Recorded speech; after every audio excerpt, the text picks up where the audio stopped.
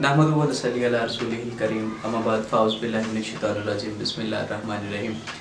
सबसे पहले अपने तमाम नाज़रीन को मैं आज की इस ट्रांसमिशन में खुश आमदीद कहता हूँ। नाज़रीन, जैसा कि आपको पता है, हमारा जो सिलसिला था माह सियाम का, जो कि रमज़ान में एक ऐसी ट्रांसमिशन हम करें कि जिसमें हम तमाम तर इंटरटेनमेंट नहीं बल्कि उसको इल्म के तौर पर आपके सामने पेश करें, कि जिसमें हम रोज़ किसी न किसी मुफ़क्किर दीन को यहाँ पर दावत दें और वो अपने इल्म से, जो इस्लामिक शरीयत है, जो इस्लामिक पॉइंट ऑफ व्यू से आपके जो भी सवालात होंगे उनको सेटिस्फाई करने की कोशिश करें। तो नाज़रीन, सबसे पहले तो मैं बताना चाहूँगा कि आज का जो हमारा उन्वान है, आज का जो हमारा मौजू है, आज हम नमाज पर डिस्कस करेंगे। नाज़रीन, हकूक़ अल्लाह में जो सबसे पहला सवाल किया जाएगा वो नमाज का किया जाएगा, और आक़ा दो जहान हज़रत मोहम्मद सल्लल्लाहु अलैहि वसल्लम ने मुतअद्दिद बार नमाज़ पढ़ने पर ज़ोर दिया। आपकी अहादीस उठाकर पढ़ें, और कुरान पाक में भी मुतअद्दिद बार अल्लाह ताला ने नमाज का हुक्म दिया है। नमाज को आप सल्लल्लाहु अलैहि वसल्लम ने अपनी आंखों की ठंडक और नमाज को दीन का सतून करार दिया है। नाज़रीन, आज इस मौजू पर गुफ्तगू करने के लिए बल्कि पाकिस्तान के नामवर मुफ़क्किर दीन हमारे पास मौजूद हैं। इनका तारुफ मैं करवाता चलूँ। हज़रत अल्लामा कारी मोहम्मद हसन कमाली साहिब एम.ए. अरबी व इस्लामियत और फ़ाज़िल हैं जामिया निज़ामिया रिज़विया लाहौर से, और ख़तीब आज़म हैं जामिया मस्जिद बिशारत हवेली इलाका से। एक तो हम इनके तहे दिल से मशकूर हैं कि वो यहाँ पर तशरीफ़ लेकर आए और हमें अपना कीमती वक्त दिया। सबसे पहले अस्सलाम वालेकुम सर, कैसे हैं आप? जी वालेकुम रहमतुल्लाह, मैं ठीक हूँ सर। सबसे पहले तो आपको रमज़ान की ढेर सारी खुशियाँ मुबारक हों, और चूँकि ये महीना ही बरकतों भरा है, ये महीना ही रहमतों भरा है, और इस महीने में, इस महीने की जो बरकतें, इस महीने की जो रहमतें हैं, और इस महीने की जो अहमियत है वो आज हम इनसे भी सुनेंगे। तो सर, नमाज के बारे में मैं चाहूँगा कि सबसे पहले तो आप नमाज पर थोड़ी सी रोशनी डाल दें, अहकामात इलाही और अहकामात मोहम्मद सल्लल्लाहु अलैहि वसल्लम पर। नहमदुहु व नुसल्लिमु अला रसूलिहिल करीम, अम्मा बाद, फ़अऊज़ु बिल्लाहि मिनश शैतानिर रजीम, बिस्मिल्लाहिर रहमानिर रहीम, व अक़ीमुस सलात, आमनतु बिल्लाहि, सदक़ल्लाहुल अज़ीम। क़ालल्लाहु तबारक व तआला फ़ी शानि हबीबिही मुख़बिरन व आमिरा, इन्नल्लाहा व मलाइकतहु युसल्लूना अलन नबी, या अय्युहल्लज़ीना आमनू सल्लु अलैहि व सल्लिमू तस्लीमा, अल्लाहुम्मा सल्लि अला मुहम्मदिन नबिय्यिल उम्मी व अला आलिहि व सहबिहि व बारिक व सल्लिम। सल्लल्लाहु वस्सलामु अलैका या सय्यदी या रसूलल्लाह व अला आलिका व अस्हाबिका या रहमतल लिल आलमीन। सबसे पहले मैं इस प्रोग्राम जो PMP के हवाले से जारी व सारी है, माह रमज़ान के हवाले से, मैं इनके एडिटर को मुबारकबाद पेश करता हूँ, तमाम इंतज़ामिया को, जिन्होंने ये बहुत ही आसान अंदाज में इस प्रोग्राम का इनेकाद किया है। और उसके बाद इन्होंने एक अजीम मौजू जो मुझे नवासा है, वो बहुत बड़ी अहमियत का मौजू है। रब्बे ज़ुल जलाल ने कुरान मजीद में नमाज की अहमियत को बयान करते हुए मुख्तलिफ़ आयात बय्यिनात में, मुख्तलिफ़ अंदाज में और मुख्तलिफ़ हवाल से इस मौजू को बयान फरमाया है। सारी इबादत रब्बे ज़ुल जलाल की अहमियत की हामिल है, लेकिन सबसे ज़्यादा जिसको अहमियत दी गई है इबादत में से वह नमाज है। नमाज रब्बे ज़ुल जलाल की बहुत बड़ी प्यारी है, इसलिए खाल्क़े कायनात ने सूरह बकरा शरीफ में इरशाद फरमाया, वाक़िमुस सलात वातुज़ ज़कात, नमाज कायम करो, ज़कात अदा करो, वरकऊ मअर राकिन, और रुकू करो रुकू करने वालों के साथ। नमाज के कई मानी आते हैं। एक नमाज का माना दुआ भी है, यानी यूँ समझे कि हम अल्लाह की बारगाह में इल्तिजा करते हैं, दुआ करते हैं, मालिक मैंने अपना तन मन धन सब कुछ तेरी बारगाह में रख दिया है, अपनी जमी को तेरी बारगाह में झुका दिया है, तुझे वहदहु ला शरीक मानकर, तुझे यकता मानकर, अकेला मानकर, सारों को छोड़कर, दुनिया से कट कर مالک تیری بارگاہ میں آ گیا ہوں، بس یہ تسلیم کر کے تو مالک ہے، تو رحمان ہے، تو رحیم ہے، اس نماز کی برکت سے تو ہمارے حال پہ رحم فرماتا ہے۔ سبحان اللہ۔ حضرات محتشم، دوسری آیت میں رب ذوالجلال نے سورہ بقرہ شریف کی آیت نمبر 3 میں رب کائنات نے ارشاد فرمایا وَيُقِيمُونَ الصَّلَاةَ، مومنین کی صفات کو بیان کرتے ہوئے پہلی صفت کو بیان فرمایا ہے کہ مومنین کی صفات میں سے پہلی صفت مومن کیا ہے؟ وہ نماز کو قائم کرتے ہیں۔ سبحان اللہ۔ اور 18ویں پارے میں رب ذوالجلال نے نماز کی اہمیت کو بیان فرماتے ہوئے فرمایا قد افلح المؤمنون الذین هم عن صلاتهم خاشعون، تاکہ کامیاب ہو گئے وہ لوگ جو نماز میں خشوع اور خضوع کرتے ہیں۔ نماز رب ذوالجلال کی واحد عبادت ہے اور نماز کی بڑی تاکید کی گئی ہے۔ رسول اکرم صلی اللہ تعالیٰ علیہ وسلم نے بھی نماز کے بارے میں ارشاد فرمایا، حدیث پاک میں آتا ہے کہ بنی الاسلام علی خمسۃ شہادۃ اللہ الہ الا اللہ و اقام الصلاۃ، اس بات کی گواہی دینا کہ اللہ کے سوا کوئی عبادت کے لائق نہیں اور محمد صلی اللہ علیہ وسلم اللہ کے بندے اس کا رسول ہے، اور اس کے بعد نماز کو قائم کرنا۔ ایک ہوتا ہے نماز پڑھنا، ایک ہوتا ہے نماز کو قائم کرنا۔ نماز پڑھنا اور قائم کرنے میں فرق ہے۔ قائم اس کو کہتے ہیں جب انسان سن بلوغت کو پہنچتا ہے، اور ویسے تو رب کریم صلی اللہ تعالیٰ علیہ وسلم پہ رب کریم عز و جل کے پیارے محبوب علیہ السلام نے ارشاد فرمایا جب بچہ 7 سال کا ہو جائے تو نماز کا حکم دو۔ 7 سال کا ہو جائے، اگر بچہ 10 سال کا ہو جائے تو اس کو نماز پڑھاؤ، اس کو مار کر نماز پڑھاؤ۔ نماز کی اتنی اہمیت ہے، اور کریم آقا صلی اللہ تعالیٰ علیہ وسلم کا ارشاد فرمان علی شان ہے، میرے آقا صلی اللہ علیہ وسلم فرماتے ہیں کہ نماز میری آنکھوں کی ٹھنڈک ہے، الصلاۃ و عماد الدین، نماز دین کا ستون ہے، نماز دین کا ستون ہے۔ اور سب سے پہلے عبادات میں سے کلمہ شہادت کے بعد جس کا ذکر آتا ہے وہ نماز ہے۔ نماز انسان کے گناہوں کو پاک کر دیتی ہے۔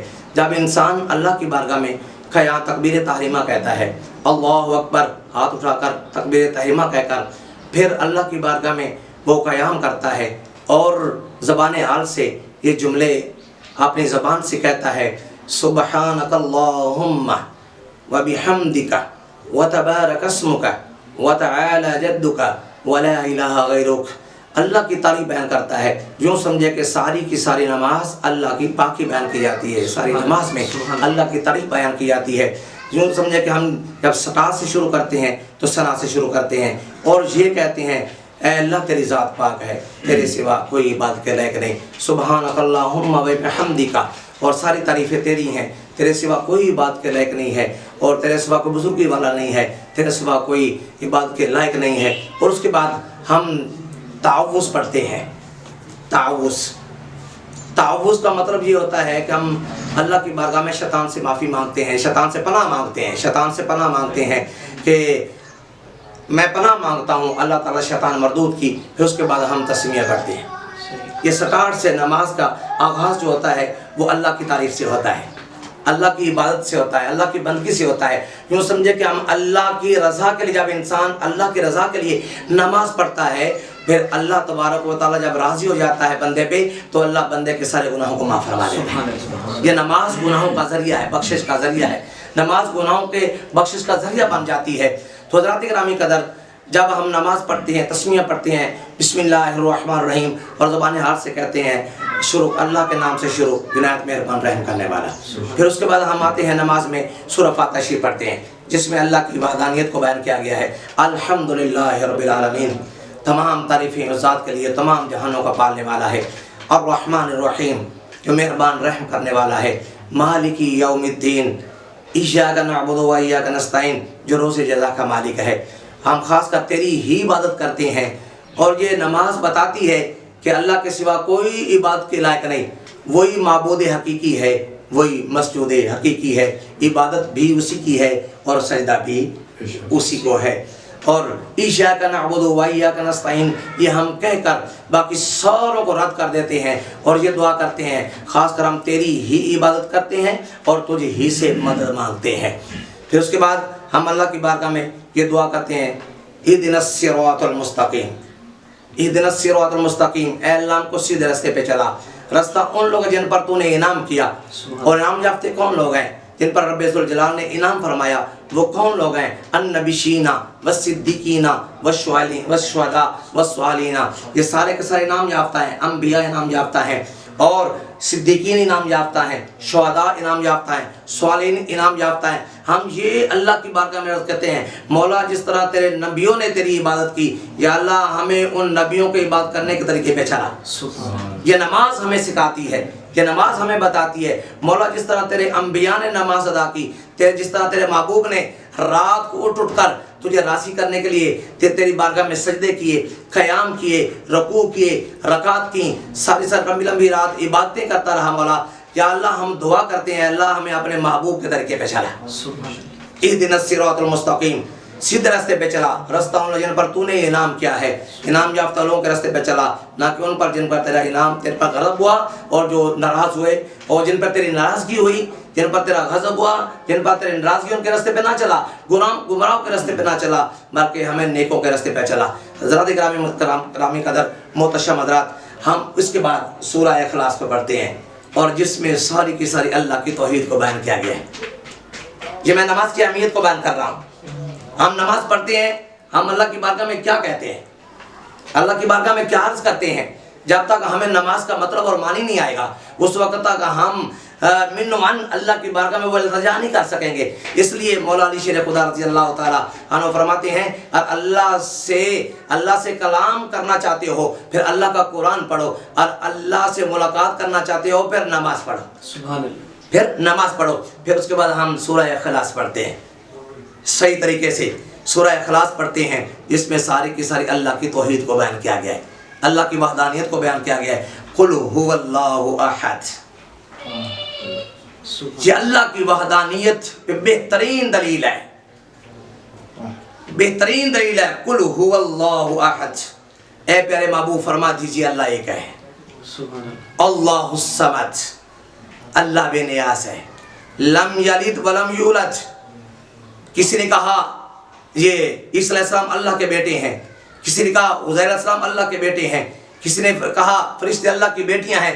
رب ذوالجلال نے اس بات ساری کی ساری بات کو رد کرتے ہوئے اس بات میں واضح فرما دیا، اللہ الصمد، اللہ بے نیاز ہے، لم یلد ولم یولد، نہ اس نے کسی کو جنا، نہ وہ کسی سے جنا گیا، نہ اس کی کوئی اولاد ہے، نہ کسی کا وہ والدین ہے، ماں باپ ہے، وَلَمْ يَكُنْ لَهُ كُفُوًا أَحَدٌ، اس کا کوئی ہمساتھی، کوئی ہمسر نہیں ہے، کوئی ساتھی نہیں ہے، کوئی مشیر نہیں ہے، وہ وحدہ لا شریک ہے۔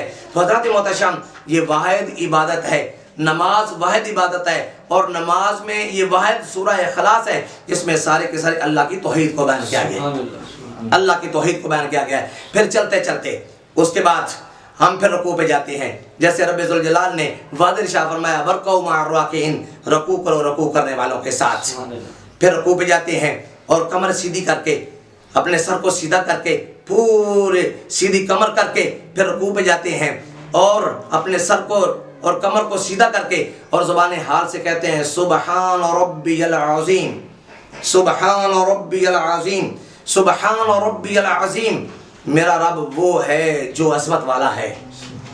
اس سے بھی ہم اپنی زبان سے اقرار کرتے ہیں، اللہ کی توحید کا بیان کرتے ہوئے، اللہ کی وحدانیت کا اقرار کرتے ہوئے کہتے ہیں زبان حال سے، میرا رب پاک ہے، بلند و بالا ہے، عظمت والا ہے، شان والا ہے۔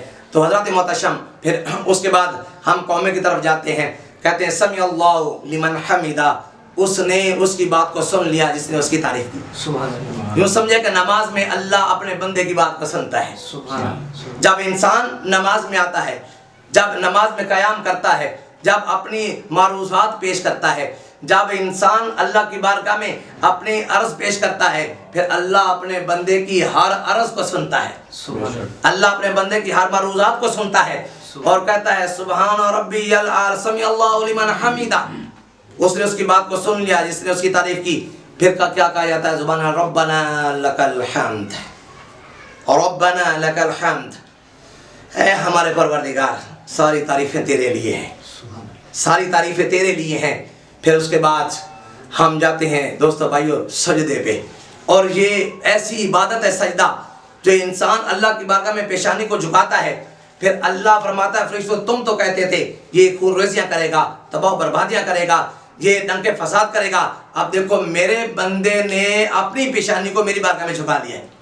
اور یہ سجدہ اللہ کو بڑا پسند ہے، اور یہ واحد عبادت ہے، واحد عبادت نماز کی ہے جس میں اللہ کی بارگاہ میں سجدہ کیا جاتا ہے۔ یہ واحد عبادت ہے نماز جس میں اللہ کی بارگاہ میں اپنی پیشانی کو رکھا جاتا ہے اور بتایا جاتا ہے مولا میں نے اپنی پیشانی کو تیری بارگاہ میں جھکا دیا ہے، آنا میرا کام ہے، مالک مہربانی فرمانا تیرا کام ہے، مہربانی فرمانا تیرا کام ہے۔ پھر جملے دہراتے ہیں، تسبیحات دہراتے ہیں، سبحان ربی الاعلی، سبحان ربی الاعلی، سبحان ربی الاعلی، پاک ہے میرا رب، پاک ہے میرا مالک جو بلند و بالا ہے، جو عظمت والا ہے۔ پھر اس کے بعد یہ ساری نماز کی اہمیت کو بیان کیا جا رہا ہے۔ ہم نماز پڑھیں، میں نے پہلے عرض کی ہے، ہم نماز پڑھیں، ہم اس کے معنی کو جانیں، ہم اس کے مطالب کو جانیں، ایک ایک جملہ معنی جملہ جانیں گے، معنی جانیں گے، ہمیں پتہ چلے گا ہم اللہ کی بارگاہ میں کیا عرض کر رہے ہیں۔ پھر اس کے بعد ہم تشہد میں بیٹھتے ہیں جو نماز کا رکن ہے۔ نماز کے فقہی لحاظ سے 7 فرائض ہیں، 7 فرائض ہیں، قیام فرض ہے، قرات فرض ہے، رکوع فرض ہے اور سجدہ فرض ہے، اور اس کے بعد تشہد فرض ہے۔ ہم تشہد میں بیٹھتے ہیں اور اس کے بعد اللہ کی بارگاہ میں کیا التجا کرتے ہیں؟ التحیات للہ والصلوات والطیبات السلام علیک ایھا النبی ورحمۃ اللہ وبرکاتہ۔ کہتے ہیں اے تمام قولی مالی فعلی باتیں مولا تیرے لیے ہیں۔ قل ان صلاتی و نسکی و محیای و مماتی للہ رب العالمین۔ پہلے فرما دیے میری نماز، میری قربانی، میرا جینا، میرا مرنا للہ رب العالمین، سب کچھ اللہ کے لیے ہے، سارا کچھ اللہ کے لیے ہے۔ میری نماز بھی اللہ کے لیے، میری قربانی بھی اللہ کے لیے، میری زندگی بھی اللہ کے لیے، میری موت بھی اللہ کے لیے، سب کچھ اللہ کے لیے ہے۔ اسی طرح جائیے 30ویں پارے میں فَصَلِّ لِرَبِّكَ وَانْحَرْ، اللہ فرماتا ہے پیارے اپنے رب کے لیے نماز پڑھ، قربانی ادا کر، نماز پڑھ، اپنے رب کے لیے نماز پڑھ۔ اس لیے رب ذوالجلال نے 700 مرتبہ نماز کا ذکر فرمایا ہے۔ اب یوں سمجھے اور کسی چیز سے کوئی محبت کرتا ہے اس کا زیادہ اظہار کرتا ہے، اس کا زیادہ پرچار کرتا ہے۔ اسی طرح پیارے محبوب علیہ السلام کو رب ذوالجلال نے اپنے پاس بلا کر معراج کی رات یہ تحفہ عطا فرمایا، نماز کا تحفہ اپنے محبوب کا عطا فرمایا، تاکہ میرے محبوب علیہ السلام تحفہ لے کر آئیں، اپنی امت کو بتائیں، لوگوں اے میرے امتیوں یہ رب ذوالجلال مجھے یہ تحفہ عطا فرمایا، اس تحفے کو قبول فرما لیں۔ اب کتنا وہ خوش قسمت ہے جو اللہ کے دیے ہوئے تحفے کو قبول کرتا ہے، کتنا وہ خوش نصیب ہے جو اللہ کے تحفے کو دیے ہوئے کو قبول کرتا ہے، پھر اس تحفے کی قدر کرتا ہے، اس تحفے کو پہچانتا ہے۔ تو بہترین تحفہ کیا ہے؟ بہترین تحفہ کیا ہے؟ وہ نماز ہے، وہ نماز ہے۔ ہم تشہد میں بیٹھتے ہیں، اللہ کی بارگاہ میں یہ کہتے ہیں یا اللہ سارا کچھ تیرے لیے ہے۔ پھر اس کے بعد پیارے مصطفیٰ صلی اللہ علیہ وسلم پہ درود و سلام بھیجتے ہیں، پھر اس کو آخر میں یہی دعا مانگتے ہیں۔ یہ دعا بڑی مشہور اور جامع دعا ہے۔ 13واں پارہ سورہ ابراہیم میں حضرت سیدنا ابراہیم علیہ السلام نے یہ دعا مانگی، رب اجعلنی مقیم الصلاۃ ومن ذریتی ربنا وتقبل دعاء ربنا اغفر لی ولوالدی وللمؤمنین یوم یقوم الحساب۔ حضرات گرامی قدر انبیاء علیہ السلام نے بھی نماز پڑھی اور نماز کے لیے دعا مانگی۔ پہلے انبیاء نے نماز پڑھی، حضرت ابراہیم علیہ السلام نے نماز پڑھی، حضرت داؤد علیہ السلام نے نماز پڑھی، حضرت ابراہیم علیہ السلام نے نماز پڑھی، حضرت موسیٰ علیہ السلام نے نماز پڑھی، حضرت یعقوب علیہ السلام نے نماز پڑھی، سارے انبیاء نے نماز پڑھی، حتیٰ کہ کریم آقا صلی اللہ تعالیٰ علیہ وسلم پہ رب ذوالجلال نے 6 نمازوں کو فرض قرار دیا، 6 نمازوں کو۔ ہم یہ دعا مانگتے ہیں، رب اجعلنی، اے اللہ مجھے نماز کا پابند بنا، نماز کا پابند بنا، اے اللہ میری اولاد کو نماز کا پابند بنا۔ یہ دعا بڑی جامع اور معنی دعا ہے، یہ ہمیشہ دعا مانگنی چاہیے، اور یہ دعا وہ مانگے گا جو نماز پڑھے گا، جو نماز پڑھے گا وہ ہمیشہ دعا مانگے گا۔ تو دعا یہ مانگنی چاہیے، اللہ مجھے نماز کا پابند بنا، میری اولاد کو نماز کا پابند بنا، ربنا وتقبل دعا، اے ہمارے پروردگار ہماری دعا کو قبول فرما، ہماری دعا کو قبول فرما۔ اور اس کے بعد اس نماز ہی میں جو بیان کیا جاتا ہے، دعا مانگی جاتی ہے ربنا اغفر لی ولوالدی، اے اللہ مجھے معاف فرما، میرے والدین کو معاف فرما، برزخ کے سارے مومنین کو معاف فرما۔ حضرات محتشم رب ذوالجلال کے پیارے محبوب علیہ السلام نے نماز کی اہمیت کو بیان فرماتے ہوئے ملا کر فرماتے ہیں نماز مومن کی معراج ہے، نماز دین کا ستون ہے۔ اللہ پاک کی بارگاہ میں دعا ہے اللہ تعالیٰ ہمیں پنجگانہ बाजमात नमाज अदा करने की तौफीक अता फरमाए। नमाज वाहिद इबादत है, नमाज वाहिद बात है जिसकी माफ़ी नहीं है। मरीज़ भी हो फिर भी नमाज फ़र्ज़ है, मुसाफिर हो फिर भी नमाज फ़र्ज़ है, अमीर हो फिर भी नमाज फ़र्ज़ है, गरीब हो फिर भी नमाज फ़र्ज़ है।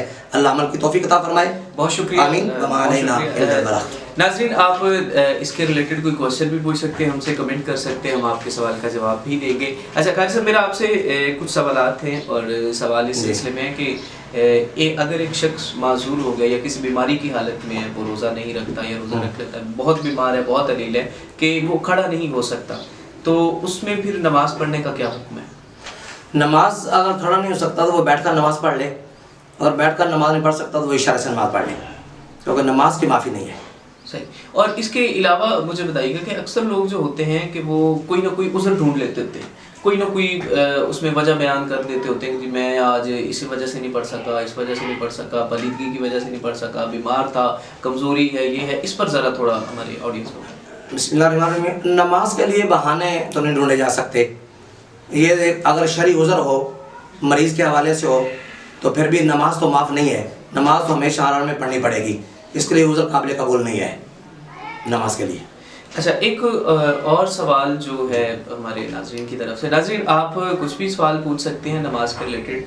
तो हमें ये बता दें कि नमाज चूँकि फ़र्ज़ हुई है 7 साल की उम्र में पढ़नी चाहिए हर मुसलमान मर्द और औरत को, तो इसके बारे में जो नमाज फ़र्ज़ सबसे पहले फ़र्ज़ कब हुई, तो ये अगर हमारे इसका पस पर्दा अगर बता दें इसकी पूरी स्टोरी। नमाज जो है फ़र्ज़ हुई है जब हज़ूर अलैहिस्सलाम मेराज की रात तशरीफ़ ले गए जी, उस वक्त नमाज फ़र्ज़ हुई है। लेकिन 7 साल में नमाज फ़र्ज़ नहीं है। सही। 7 साल में नमाज पढ़ने का हुक्म दिया गया है। मेरे आका ने फरमाया कि अपने बच्चे को नमाज 7 साल में सिखाओ और 10 साल में नमाज पढ़ाओ, मार के पढ़ाओ। तो ये फ़र्ज़ मतलब 10 साल में हो जाती है, 10 साल के बाद बच्चा बालिग हो जाता है, सूझबूझ वाला हो जाता है, तो उसके बाद ये फ़र्ज़ करती जाती है। बहुत शुक्रिया नाज़रीन, आज हमें ज्वाइन किया था और मुझे तो ये सेशन सुनकर बड़ा मज़ा आया कि नमाज के बारे में डिटेल गुफ्तगू की शुरू से लेकर आखिर तक इन्होंने तमाम चीज़ें वाज़ह कर दी। मेरा ख्याल है कि हर एक चीज़ का सवाल जो था, आपके ज़हन में कोई भी सवाल होगा तो इसमें आ जाता होता है, इसके हर एक सवाल का उन्होंने आंसर भी हमें यहाँ पर दे दिया है। तो मैं बेहद मशकूर हूँ, बहुत ज़्यादा शुक्रिया हज़रत अल्लामा कारी मोहम्मद हसन कमाली साहिब का, जो कि आज तशरीफ़ लेकर आए। हमारे लिए खुशकिस्मती की बात है और बहुत ही खूबसूरत बातें नमाज को लेकर ये बयान कर रहे थे और इनका बयान वाकई एक रूह परवर बयान था कि जो रूहानी तौर पर इंसान को अंदर से रोशन कर देता है। तो नाज़रीन, ये सिलसिला हमारा इसी तरह जारी और सारी रहेगा। मिलते हैं बस छोटे से ब्रेक के बाद, कहीं मत जाइएगा, स्टे विद अस।